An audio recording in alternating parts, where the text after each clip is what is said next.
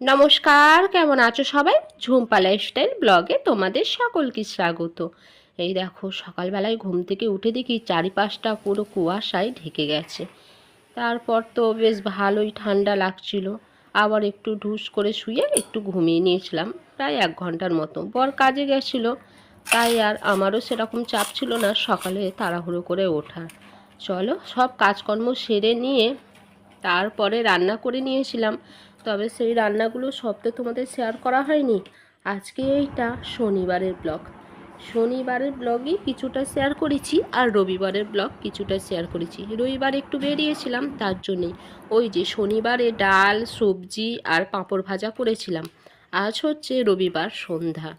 আজকে আমি ইউটিউব দেখে একটা রান্না করব, সেটা তোমাদেরকে শেয়ার করব। চলো, সন্ধ্যাবেলা ব্লগ শুরু করার কারণ, সারা দিনটা আমি আজকে বাড়িতে ছিলাম না। আমি আর আমার বর একটু বেরিয়েছিলাম, আমাদের দুজনেরই একটু দরকার ছিল, তারই জন্যে। চলো, সন্ধ্যাবেলা তো রান্না করতে হবে। দিনের বেলা তো বাইরেই খাওয়া দাওয়া করেছি, আর সন্ধ্যার তো আমাকে রান্না বসাতেই হবে, কেননা কিছুই রান্না করা নেই। চলো, বেগুন আলু দিয়ে আজকে ইউটিউব থেকে শেখা একটা রান্না তোমাদেরকেও আমি শেয়ার করি। বেগুন আর আলুটা কেটে নিয়েছি, আর এখানে দেখো আমি সেটাই তোমাদেরকে ভয়েসে বলছিলাম। তবে আমি বুঝতে পারিনি যে আমার বর আমার কাছে ওখানটায় বসে আছে, তোমাদেরকে পরে দেখাচ্ছি। তো ও তখন ফোনে ওই শর্ট ভিডিওগুলো দেখছিল। আমি আবার ভয় পেয়ে গেলাম যদি আমার ভিডিওতে কপিরাইট আসে, তাই। চলো, যা যা কেটেছি সব কিছুই দেখিয়ে দিলাম। বেগুনে নুন হলুদ মেখে নিয়েছি, আর মাছেতেও তাই।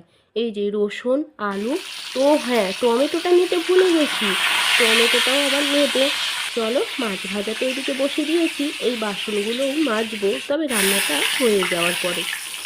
এক পিঠ মাছ ভাজা হয়ে গেছে, উল্টে দিলাম। উল্টে দিয়ে মাছটা হতে দেবো। মাছটা হয়ে যাওয়ার পর দেখো, এখন এবার আমি কড়াই থেকে নামিয়ে নিচ্ছি।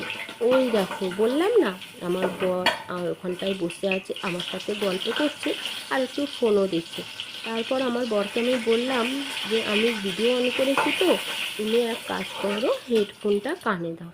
তারপর ও ওর মতো করে ভিডিও দেখছি, মাঝে মধ্যে আমার সাথে কথাও বলছে। ওই যা হয়, গল্পও হচ্ছে, আবার ওইদিকে ওর কাজে ব্যস্ত, আমি আমার কাজে ব্যস্ত। এই যে মাছ ভাজা হয়ে গেছে, বেগুন ভাজাটাও বসিয়ে দিয়েছি। বেগুনটাও ভালো করে ভেজে নেব, ওই ঝোল ফুটবে টকবক করে, আলু সিদ্ধ হয়ে যাবে, সেই সময় নামিয়ে নেব।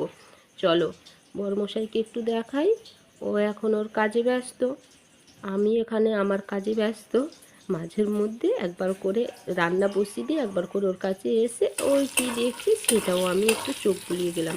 চল, ওইদিকে মাছ ভাজা বেগুন ভাজা সব তো হয়ে গেছে। কড়াইয়ের মধ্যে কালো জিরে ফোড়ন আর শুকনো লঙ্কা ফোড়ন দিয়ে আলুটাও ভেজে নিয়েছিলাম। তারপর ওই যে রসুন রসুন দিয়ে মশলা, লঙ্কা, হলুদ, জিরে গুঁড়ো, ধনে গুঁড়ো সব কিছু দিয়ে ভালো করে, টমেটো দিয়ে ভালো করে ঝোলটা, মানে আলু আর এটা কষিয়ে নিয়ে তারপর জল দিয়ে দিয়েছিলাম। তারপরে আলু সিদ্ধ হয়ে যাওয়ার পরে ঝোলটাও দেখো ভালোই অনেকটা কমে গেছে, তখন দিয়ে দিলাম বেগুন আর মাছ একই সাথে দিয়েছি। চলো, এটা কিছুক্ষণ হোক, তারপরে নামিয়ে নেব। এই দেখো, ওইদিকে তো ঝোলটা হচ্ছে, সেই ফাঁকে আমি এই কাজটাও করে নিচ্ছি। আমার বর বলল ঝোলটা তো এইদিকে হয়ে এসছে, তবে ওই দিকটায় জানলাটা বন্ধ করে দিই, জানো খুব মশা কামড়াচ্ছে। আমি ঠিক আছে, তাই বন্ধ করে দাও, আমার তো এদিকে তো রান্না তো হয়েই গেছে। দেখো, ওরকম বলতে বলতে তোমাদেরকে এরই ফাঁকে আমি ওই যে মাছের ঝোলটা নামিয়ে নিয়েছি, আর নামিয়ে নিয়ে কড়াইটাও একেবারে মেজে নিয়েছি। কড়াইটা মেজে নেওয়ার কারণ, আমি আবার ওই ঝোলটা তো গরম করব না। এখন ওই কটা বাজে, 8টার মতো বাজে। এখন মাছের ঝোলটা নামিয়েছি, মানে খাবো সেই 10টার সময় করে, রাত 10টায়, তখন পর্যন্ত গরম থাকবে। আর ভাতটা কিন্তু এখনও করিনি। মাছের ঝোলটা হয়ে যাওয়ার পরে এই বাসনগুলো মেজে নিয়েছি, ওইদিকে ভাতটাও বসাবো। তবে ওই 9:30টার সময় করে বসালে 10 মিনিটের মধ্যে ভাতটা হয়ে যাবে। চলো, বাসনগুলো মাজা হয়ে গেছে, এখন এই জামা কাপড়গুলো ভাঁজ করে নিই। আর এই যে মাছের ঝোলটা বানিয়েছি না, মানে মাখা মাখা করে ঝোল, এইটা রাত্রি যেহেতু খাবো, তাই আর সর্ষে বাটা দিইনি। এতে না এই সর্ষে বাটাও দিতে লাগে, আর একটু ধনেপাতা কুচি, সেইটা আমি দেব আগামীকাল, মানে সোমবার। ওই যে 4 পিস মাছ, তো এই বেলা 2 পিস খাবো, আর তারপরের দিনে 2 পিস, তখন আমি এই ঝোলের মধ্যে সর্ষে বাটা দেবো। এখন তো রাত। চলো, আজকের ব্লগটা এই অবধি, ভালো থাকবে তোমরা।